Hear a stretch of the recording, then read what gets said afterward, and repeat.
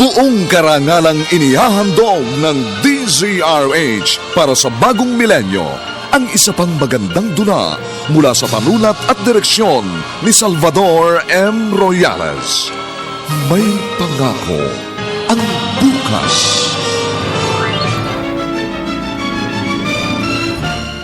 Sinadya ko lumayo dahil ayoko maging pabigat sa'yo habang buhay. Pero higit sa lahat, kahit masakit, nagparaya ako dahil gusto kong magkaroon ka ng isang bagong mundong bubuin.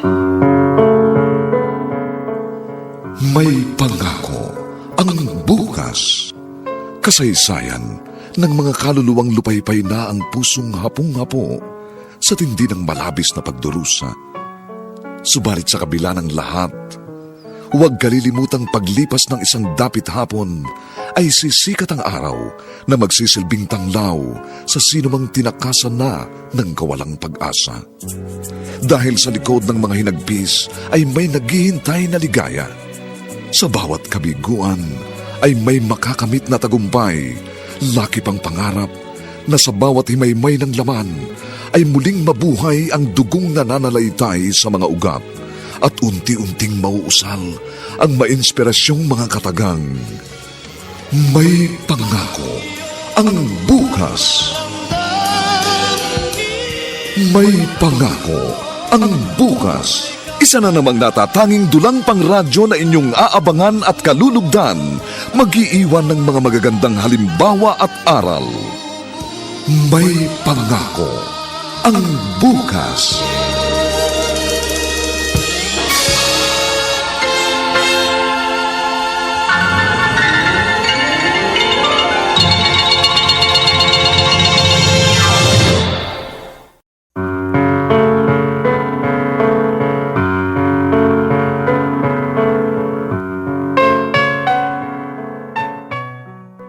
Magandang umagang muli sa inyong lahat, mga giliw naming taga-subaybay. Narito na po ang 3 kabanata ng ating tampok na kasaysayan sa linggong ito, pinamagatang Kahit Masakit, Nagparaya Ako Dahil Gusto Kong Magkaroon Ka ng Isang Bagong Mundong Bubuuin. Dito pa rin sa ating natatanging dunang May Pangako ang bukas.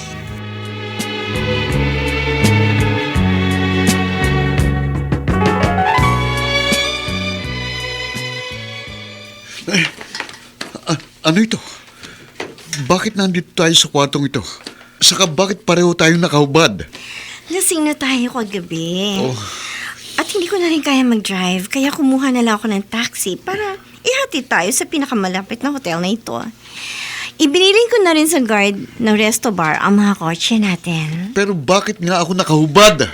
Nasaan ang mga damit ko?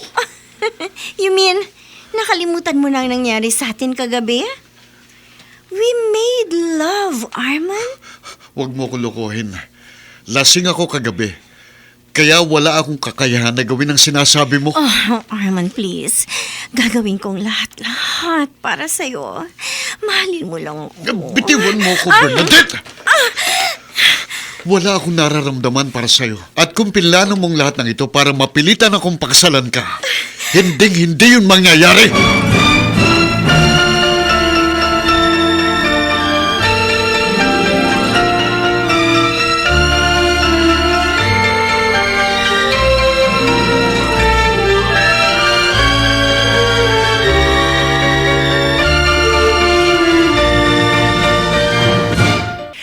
You should not treat Bernadette like that! Pinagsamantalahan mo ang kahinaan niya. Kaya dapat napanagutan mo siya. Ma, please. Huwag kang maniwala sa isinumbong sa'yo ng babaeng yun. Lasing na lasing ako kagabi. Kaya wala akong kakayang gawin ang binibintang niya. Kaya walang nangyari sa amin, okay? Hindi siya iiyak ng iiyak kung hindi totoo ang sinasabi niya. And besides, isusumo ba niya ang sarili niya sa kahihiyan dahil lamang sa isang kasinungalingan? Basta wala akong dapat panagutan sa kanya, period. I want you to marry her. I don't love her, Ma. Masasayang lang ang buhay ko sa kanya. Bernadette is a nice person. Nasa kanya ng lahat ang hinahanap na isang lalaki sa isang babae. Kaya matututunan mo rin siyang mahalin. Ma, tapusin na natin ang usapang ito. Wala rin naman itong patutunguhan. Anak, tumatanda na ako. Kailangan ko na makakatuwang sa jewelry business natin. At si Bernadette ang nakikita kong may potensyal para doon. One thing more. Gusto ko nang magkaapo. And Bernadette is the answer. Kung mapagbibigyan mo ang lahat ang gusto ko, mapapanatag na ang loob ko, anak. Ma, hindi madaling hinihiling mo sa akin. Isa pa, hindi pa ako nakaka-move on sa nangyari sa amin ni Christine. Siya pa rin ang mahal ko. At siya lang ang babaeng gusto kong pakasalan. Pero iniwan ka na niya. At hindi na siya babalik. Kaya please, huwag mong sayangin ang panahon mo sa isang walang kwentang babaeng kagaya niya.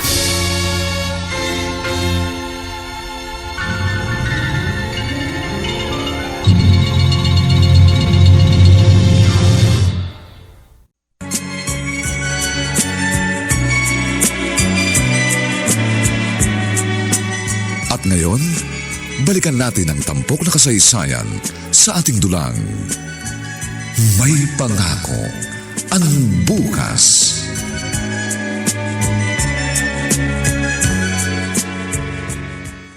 Itay, bakit po parang nasa ospital tayo? Ano pong nangyari sa akin? Christine, bigla ka nga nahilo.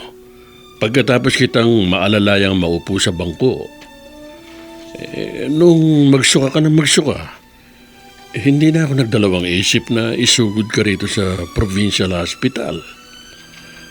Mainam na rin pala yung nadala kita dito eh. Natuklasan sa mga test sa'yo na nagdadalang tao ka pala. Ako po? Buntis? Mahigit 3 buwan ang ipinagbubuntis mo, anak. Sabi nung OB-GYN na sumuri sa'yo.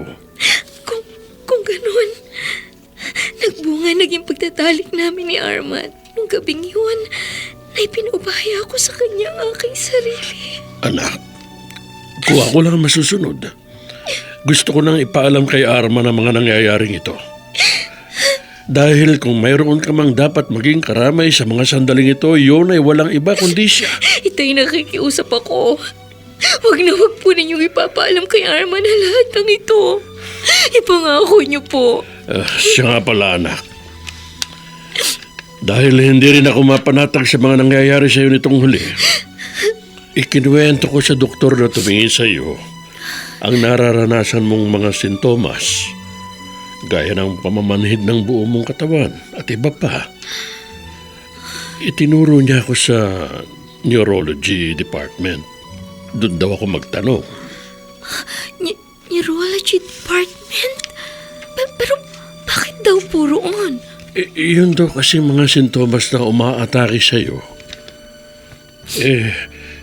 Kako nga, para mas maunawaan natin ang sakit na yun, kailangan mo talagang magpatingin sa mga ekspertong doktor dito.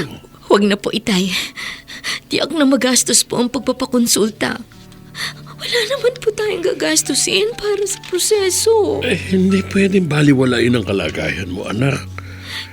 Lalo pat may isang buhay na pumipintig sa iyo sinapupunan. Kung kailangan isang lakon, titulo ng lupa't bahay natin, iyon ang gagawin ko. Ma, anong nangyari sa'yo? Bakit kayo sinugod dito sa ospital? Tumaas kasi yung blood pressure ko. Nahilo ako at bumagsak. Buti na lang eksaktong padating si Bernadette kaya naisugod agad niya ako rito sa ospital. Kalalabas lang niya papuntang nurse station para i-check yung mga iinumin kong gamot ngayon. Salamat naman. Kumusta na ang pakiramdam niyo ngayon? I'm still dizzy. Mataas pa rin ang presyon ko. Kakukuha lang uli nila ng aking BP. So, hindi pa kayo makakauwi. Pabababain muna nilang presyon ng dugo niyo. Anak, Ang ganitong sitwasyon ang isa pang dahilan kung bakit gusto kong makasal kayo ni Bernadette. Ma, Para hindi na ako nag-iisa sa bahay at sa mga transaksyon ko sa negosyo. pagtatalunan na naman ba natin yan? If you want me to live longer, then marry Bernadette. Bakit kailangan lagi akong walang option sa mga gusto mong mangyari sa buhay ko? Because I'm your mother. Ma, And I know what is best for you.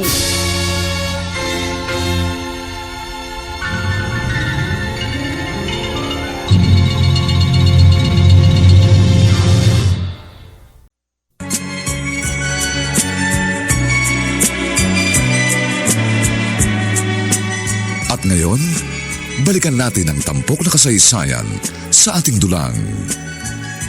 May pangako ang bukas.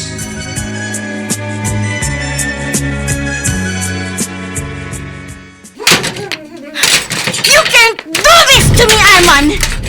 Nung unang gabi pa lang nakasal natin, nilayasan mo na ako! Ngayon, mahigit 1 taon na tayo mag-asawa, panawan mo pa rin ako! madedestino ako sa Davao. May mga tuloy kaming gagawin doon. Bakit pati yung pinakikailaman mo? Asawa mo ako, kaya may karapatan ako mag-demand ng gusto ko! Baka nakakalimutan mo. Pinakasalan lang kita dahil ayokong lumalang kalagayan ni Mama. Kaya huwag kang umastang kaya mo kung hawakan sa leeg. Saan ka pupunta? Ha? Diba? Saan ka pupunta? Hindi ka pwedeng umalis. Hindi pa tayo tapos mag-usap. Bitiwan mo ko. Diyan ka na nga. Baka mahuli pa ako sa flight ko dahil sa kadataktak mo. Arman! Arman, bumalik ka dito! Arman!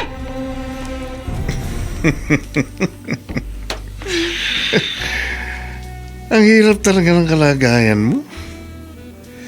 Nakakamkam mo nga ang mga alahas at pera ng matanda.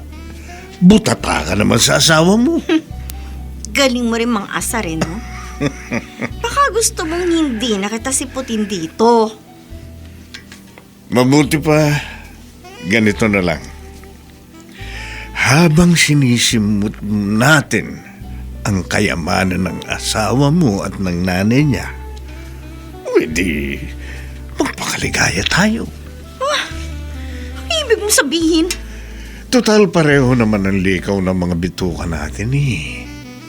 Pwede, you and me against the world.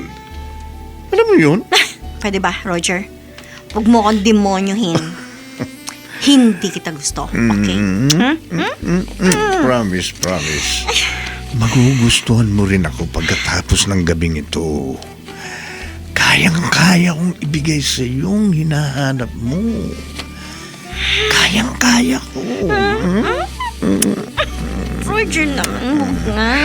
Matagal na ako nang gigigil sa iyo, Bernadette. Matagal ko nang gusto mangkin ang katawan mo. Roger.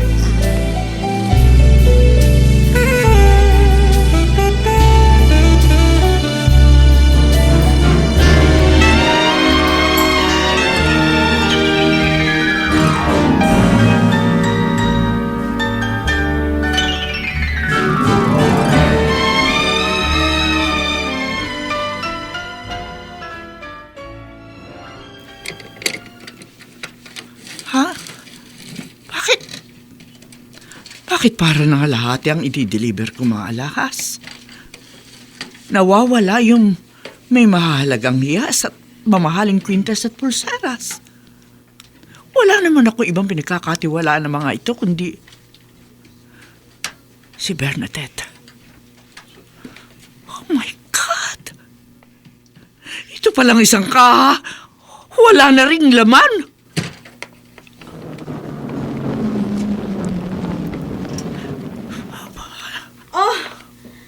Oh, hi! Ma? Gabi na. Bakit gising ka pa? Hinihintay talaga kitang umuwi, Bernadette.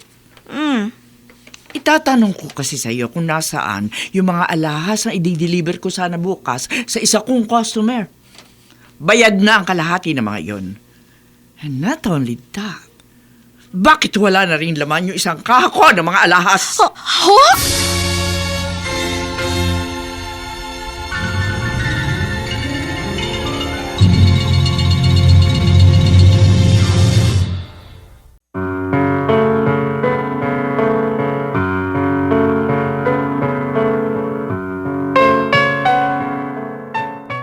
Sa pagkakadestino sa Davao, sino ang hindi inaasahang makikita roon ni Arman? Sa pagkawala ng mga alahas ni Consuelo, aamin kaya si Bernadette? Hanggang saan hahantong ang pakikipagrelasyon niya kay Roger?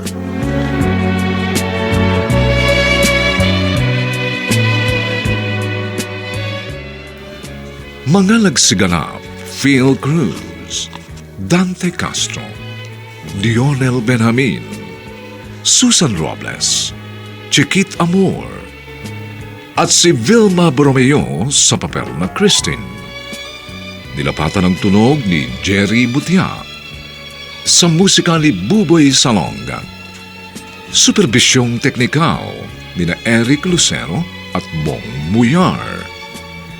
Ang kasaysayang ito ay mula sa panulat ni Sel Barnum at sa direksyon ni Rosana Villegas. Ito po ang inyong kaibigan June Martin Legaspi, nag-aanyayang huwag po ninyong kaliligtaang sundan at pakinggan ang mga nalalabipang kapanapanabik na kabanata ng kasaysayang ito. Kahit masakit, nagparaya ako dahil gusto kong magkaroon ka ng isang bagong mundong bubuuin. Dito pa rin, sa ating natatanging dunang, may pangako.